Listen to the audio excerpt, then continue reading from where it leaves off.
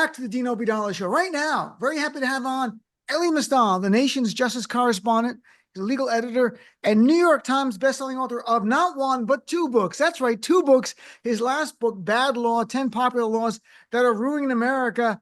He was on the show. It went to the bestseller list. That's all I'm saying, folks. I don't know. Elie, good to see you again. This is to want to get to the bestseller list of the New York Times or win the New Jersey nomination for governor, it's a Democrat. This is the road comes through this show, damn it. People always talk about the Colbert bump, but I talk about the Dean bump. That's the thing that puts people over the top in this bestseller game. Sure. I hope some people who listened did buy the book. I did. I bought it. So let's talk. It's a bunch of stuff to cover. First of all, it's Juneteenth. And, 4 years after George Floyd's murder, there was this, we all lived through the groundswell of support for DEI programs. Juneteenth. Juneteenth becomes a federal holiday in 2021. Biden signs into law. This year, we're seeing corporations pull back, though, all over the place. A lot of it, they're blaming DEI. So I want to get your take on it. I mean, you really saw, like in Denver, for example, more than a dozen companies backed out of supporting Juneteenth Music Festival. So instead of being 2-day festival, it's a 1-day festival. What is your reaction to what's going on here? Hey, look, the corporations were never actually fans of equality, right? They were never actually fans of inclusion. And even in real time, while everybody was celebrating Juneteenth and look, I'm happy that the thing got to be a national holiday. But when you look at the corporate support for things like national holidays, for these I think placations of the black community, what I always would point out is that they ain't changing their board of directors, right? Like you note that they'll throw in some money behind a Juneteenth music fest, right? But the board is still all white. Until corporations start believing in inclusion in management, in the C-suites, it's all BS. It's all BS, and they knew it, in real time. Biden knew it in real time. Like these were bones that they threw to the community that got Biden elected, but they were never really into it. They were never really into inclusion, and we see that as soon as Trump breathes on them, they're like, "Oh no, we don't like black people. What are you talking about?" No, it's pretty obvious. I to say it disappointing, it's almost disappointing is too strong of a word. Right. It's obvious. It's expected.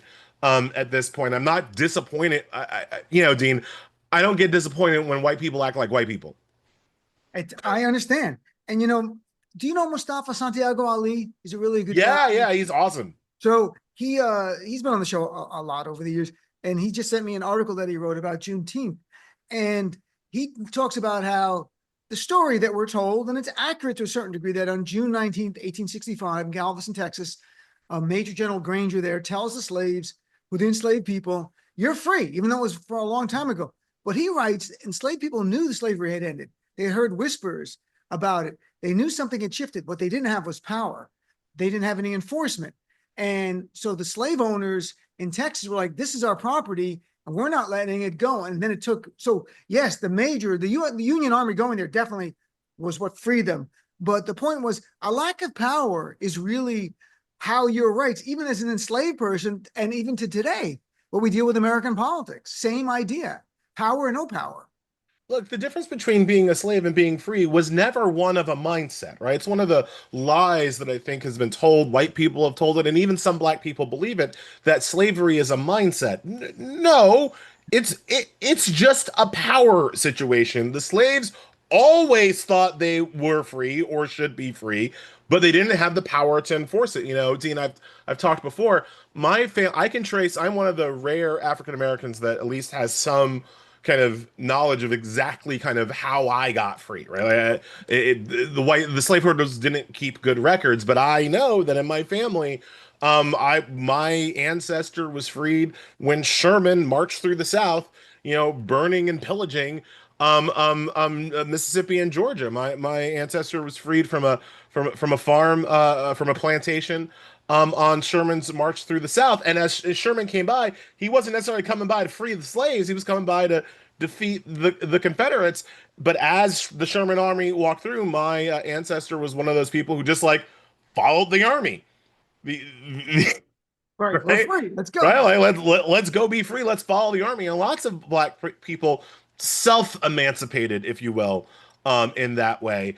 Juneteenth celebrates, if anything, celebrates that for that yearning, that forever free yearning.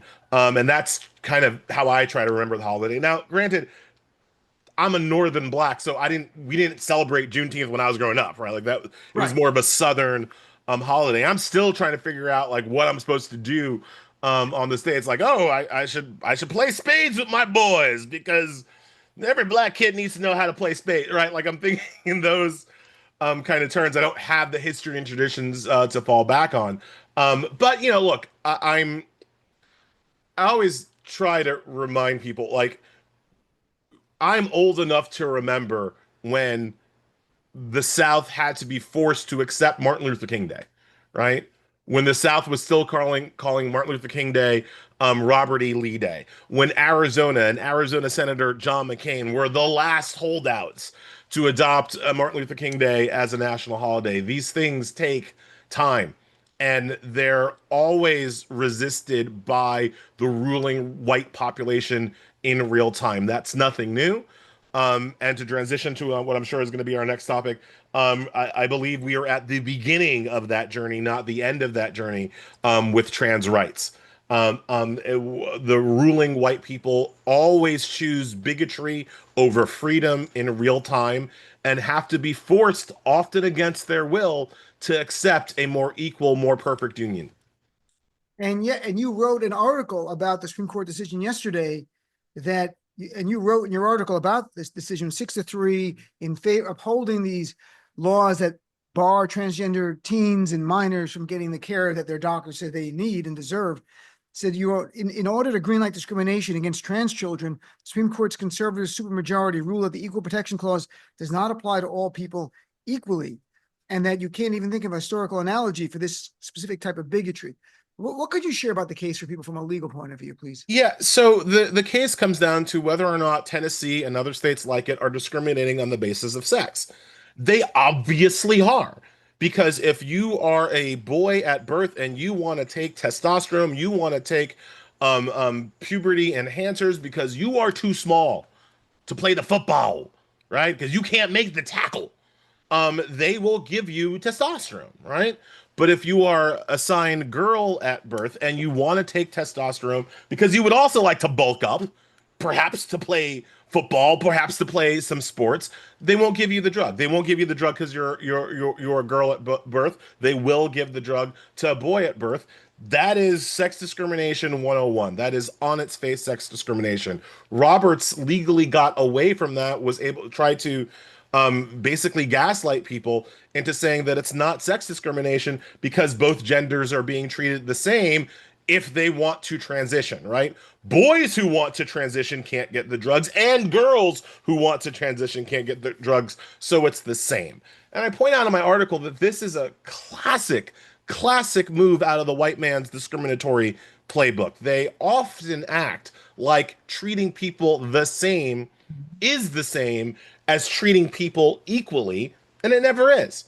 Right? If you think about separate but equal, what was their fundamental argument? That black people and white people had the same access to schools and access to water fountains and access to swimming pools, right? That was a terrible argument in real time, but that was their argument. Think about gay marriage. Their argument is often, well, gay people can't have same-sex marriages, but neither can straight people. So it's not really discriminatory. We're treating everybody the same. This is always their fallback argument, and it is not off. It's not just always wrong.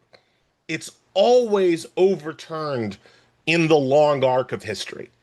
We already know that Robert's decision yesterday in Scrimeti will be overturned by history. We don't know how long it'll take, 50 years, 100 years, we don't know how long it'll take.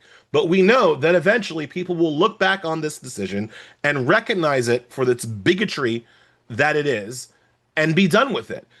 It's just a question of how long. I'm talking with Elie Mystal. Elie, it's interesting. You make a great point in your article. This anti-trans decision will live in infamy, like Dred Scott and Plessy versus Ferguson. And what is remarkable, because I remember before the Dobbs decision overturning Roe, that there was a time the Supreme Court had this kind of group of decisions that were horrible. Plessy versus Ferguson, Dred Scott, upholding a ban on interracial marriage, all this stuff. And then in time, all these things little by little got overturned. But now we're in a different period where we're going backwards with that. So you overturn Roe v. Wade 50 years later, and women no longer have a constitutional right to control their own reproductive freedom across the nation. It's state by state. And then you have this decision here seems to be cut from that same cloth. It's part of the regressive nature of this court to take us back to a different time. This court has never agreed with the civil rights era, right?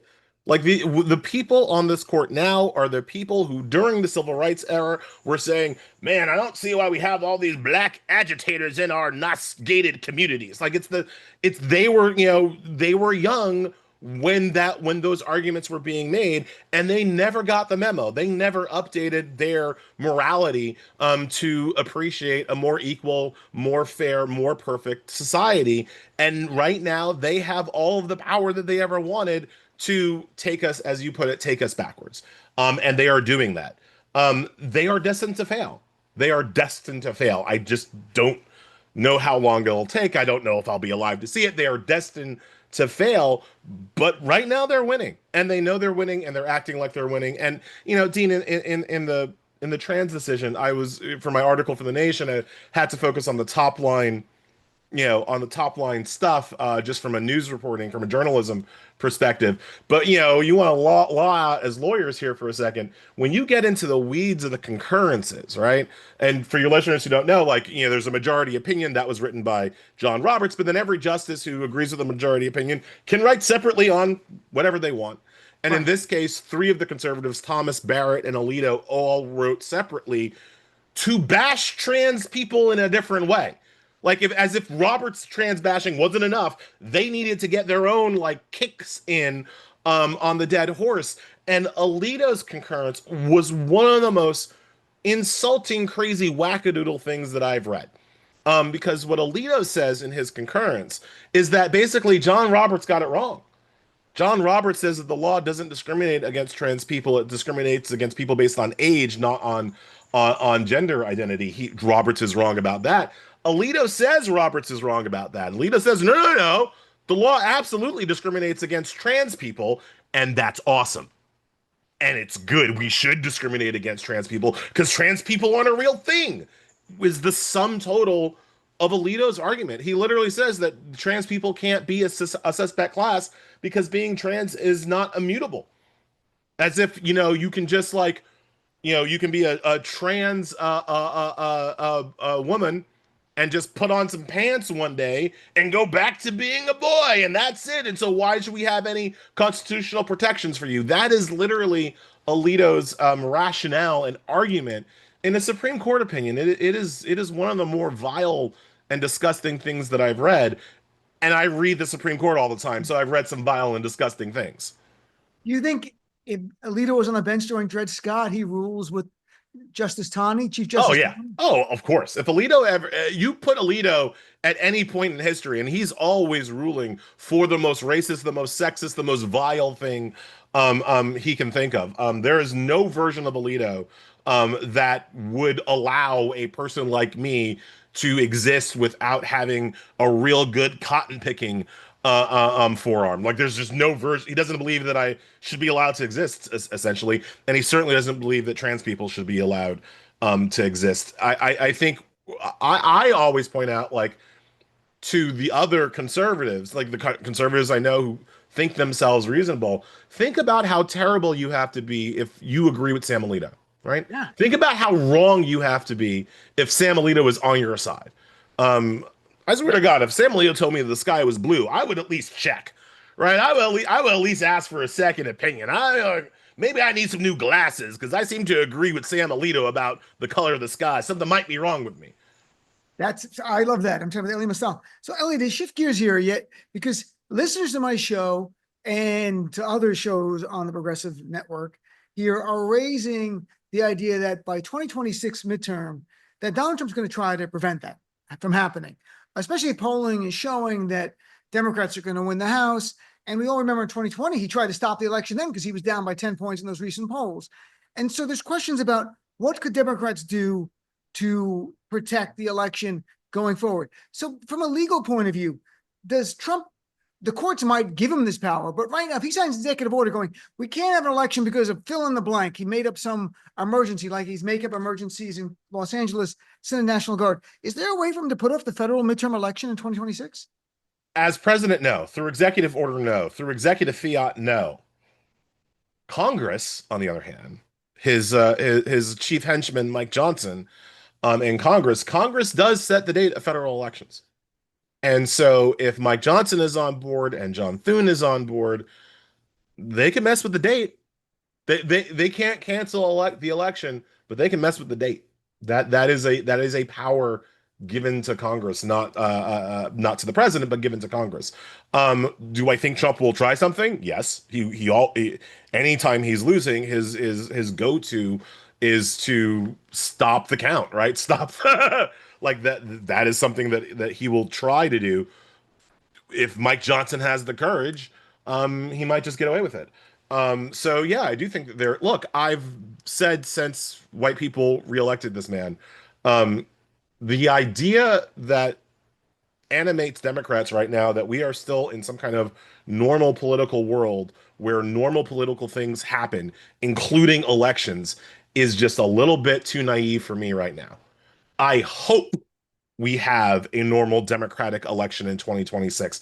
I hope we have a normal Democratic election in 2028, but I'm not sure. I'm not going to bet money on that. Not with what we've seen with Trump's use of the military, violation of the Posse Comitatus Act. Like there's no guarantee, and to act like that. And my problem with Democrats right now is that they act like it is, right? They act like there's nothing he can do. They act like, well, we'll just roll the dice again in 2026. There's no guarantee that that's going to be allowed to happen. And while I can tell you as much as I want that Trump doesn't have the authority to change the election, when does not having the authority stop this orange menace? Like how many times do you have to see him thumb his nose at authority? How many times do you have to see him have to see the Supreme Court grant him authority after the fact? Like you can't just assume you're going to have a normal election. I agree with you 100%. And the big question for Democrats is what strategy is the best? And some of it's legal, getting the lawyers on board and everybody involved and understanding this and not being caught off guard. The other is political. You know, how do you talk about it when he hasn't threatened it? And you seem like, oh, there's a Democrats being over the top again. And I know it's grounded in reality. Like, for example, there was the rule. I don't know if there was a ruling yet, but the Court of Appeals decision, the Ninth Circuit Court of Appeals considered Trump's use of the troops. And we saw from the oral argument that they were leaning towards Trump very much, and even the Democratic appointee, and they were citing presidents' actions from the 1800s. I'm like, yeah, but those were not presidents who attempted a coup and incited a terrorist attack who are wannabe fascists. Nothing should apply from before with this set of facts. I'm sorry. And they still just, the court, and the two are Trump appointees, so forget them. But even the Democrat should have said, in normal circumstances, I would understand. But this guy is not normal. The guy is a convicted felon who attempted a coup, who tried to overthrow our government. We cannot give him any benefit of the doubt anywhere, and they won't do it. Dean, I agree with you morally. I agree with you emotionally. I wrote a whole piece in The Nation about Posse Comitatus, and I wrote it specifically to alert liberals to the fact that Trump was going to get away with this. That Trump's use of force, use of troops on domestic soil, it was going to get away with it. I wrote about how there are giant gaping holes in the Posse Comitatus Act that are big enough for Trump to drive a literal tank through. I do not think the courts are going to stop him and his use of military force. But, you know, Dean, I don't think the courts are going to stop him, period. Like, I think that people, liberals especially, have been lulled into a false sense of security because Trump keeps losing in lower federal courts and losing in lower federal courts. I'm like, well, what have they actually stopped? Like all of these rulings against them. What has Trump wanted to do that he hasn't been able to do? He wanted to fire all the federal workers. He has. He wanted to fire people specifically because they were black or gay. He has. He wanted to cut off federal funding to DEI and LGBTQ programs. He has. He wanted to deploy troops. He has. He wanted to give the government over to Elon Musk until they broke up. He did. Like, name a thing that he wanted to do, he's been able to do it all, no matter how many losses he racks up in court. So why would you think that he's going to be stopped now? And why would the Democrats think that he's going to be stopped from messing with the 2026 or 2028 election? There's no reason to think that. But to your question of what Democrats should do, I mean, as you again, legally, it's not much use because the court's going to rubber stamp most of what Trump does anyway. I've been arguing for the past couple of months that the Democrats should be running a kind of European style shadow government, Mhm. right? That we should Yeah. have like our own president, our own, especially with the cabinet officials that just do counter programming every time Trump says something. That every time Trump or his administration says or does something, there should be a shadow cabinet saying, like, well, if we were in charge, this is what we would do instead. If we were in charge, this is what we wouldn't do. If we were like, for every single Trumpian press release, there should be a counter Democratic press release organized by a shadow government at this point, because Democrats have to start thinking and have to start using the tools of a government in exile. That's that's what they do. That's what they do in nations that have been overrun by fascists, right? When you think about Vichy France, right? Charles de Gaulle goes to England and continues to act as if he's the French president, right? With absolutely no power to do so, but Right. continues to put it out there, continues to put it out there about what France should be doing, which is part of what turns public opinion against and sours the French against the Vichy government in France because they have an example of what else they could be doing, right? And it's one of the reasons that the Germans had once the Americans came with all our guns and money, right? The Germans had very few friends in France. Because the French people were sick of the fascism, right? Right. Part of that is Charles de Gaulle. That's why he is still respected and still famous. The Democrats should be doing the same thing. They are a government in exile, and they have to start acting like it. And they might literally be a government in exile, depending how things go in the future. Ellie, I have to let you go. There's so much more I'd love to talk to you about. If people want to follow you, where do you want them to follow you these days? Is it Blue Sky? Is it Twitter? Where are you? Blue Sky, I really am not trying to use Elon Musk's Twitter anymore. Like, I'm still on it to like retweet my articles, but I'm not Sure. active on it. I'm kind of active on Blue Sky. Look, I still write twice a week in The Nation. I've got a new newsletter for The Nation called Elie versus the US, Ah, that I'm writing once a week now to get my stuff out there. So like, you know, look, they fired all my friends from TV, so I'm not going to be there for a second. But you know, I'm still around. all right, Ellie. Nice seeing you, my friend. Again, congratulations on the second book making New York Times bestseller, as well as the first one earlier. Have a great weekend. Thank you, Dean.